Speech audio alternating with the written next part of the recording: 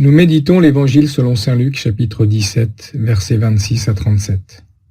Lorsque je frappe, m'ouvriras-tu? En ce temps-là, Jésus disait à ses disciples, comme cela s'est passé dans les jours de Noé, ainsi en sera-t-il dans les jours du Fils de l'homme. On mangeait, on buvait, on prenait femme, on prenait mari, jusqu'au jour où Noé entra dans l'arche et où survint le déluge qui les fit tous périr. Il en était de même dans les jours de Lot. On mangeait, on buvait, on achetait, on vendait, on plantait, on bâtissait. Mais le jour où Lot sortit de Sodome, du ciel tomba une pluie de feu et de soufre qui les fit tous périr. Cela se passera de la même manière le jour où le Fils de l'homme se révélera. En ce jour-là, celui qui sera sur sa terrasse et aura ses affaires dans sa maison, qu'il ne descende pas pour les emporter. Et de même celui qui sera dans son champ, qu'il ne retourne pas en arrière. Rappelez-vous la femme de Lot, qui cherchera à conserver sa vie la perdra, et qui la perdra la sauvegardera. Je vous le dis, cette nuit-là, 2 personnes seront dans le même lit, l'une sera prise, l'autre laissée. 2 femmes seront ensemble en train de moudre du grain, l'une sera prise, l'autre laissée. Prenant alors la parole, les disciples lui demandèrent, « Où donc, Seigneur ?» Il leur répondit, « Là où sera le corps, là aussi se rassembleront les vautours. » Prière. Viens, Esprit Saint. Un passage comme celui-ci pourrait susciter en moi la peur ou la curiosité devant la perspective de la fin des temps, mais cela ne resterait qu'une lecture humaine. Accorde-moi le don de l'intelligence, afin que ma lecture soit spirituelle. Ouvre mes oreilles afin de pouvoir y percevoir ta parole. Demande.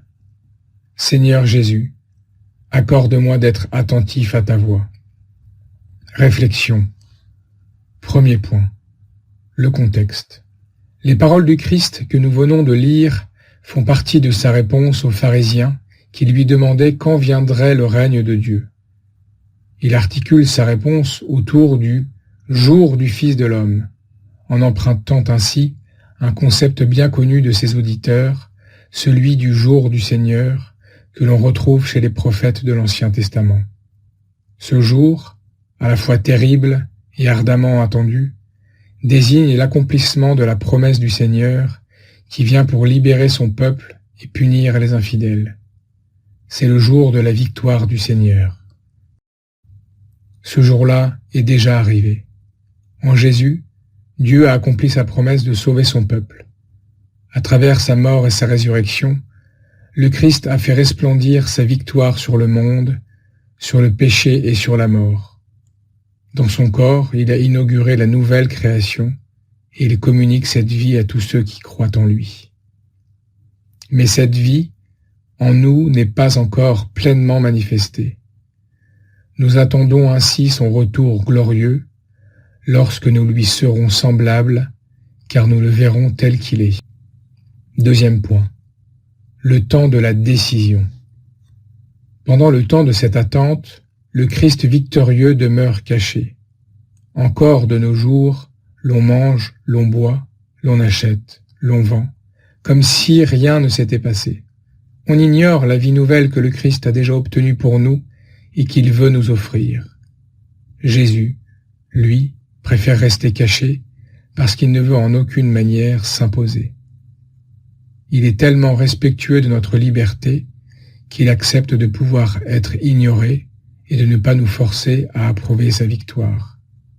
Il désire que ce soit nous, librement, qui l'accueillions de notre propre décision. Troisième point. La vérité du cœur. Cette décision de lui ouvrir ou de lui fermer notre cœur, d'accueillir ou non la vie qu'il nous offre, se joue au plus profond de notre être. À ce niveau, on ne peut pas s'excuser derrière les différentes situations, car, comme nous dit l'Évangile dans les mêmes circonstances, l'une sera prise, l'autre laissée. L'une aura choisi pour Dieu, l'autre non. Les apparences de vivre proche de Dieu ne suffiront pas car, pour la femme de Lot, notre regard révélera là où est notre cœur.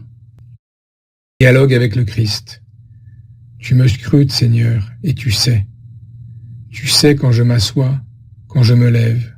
De très loin, tu pénètres mes pensées. Que je marche ou me repose, tu le vois, tous mes chemins te sont familiers.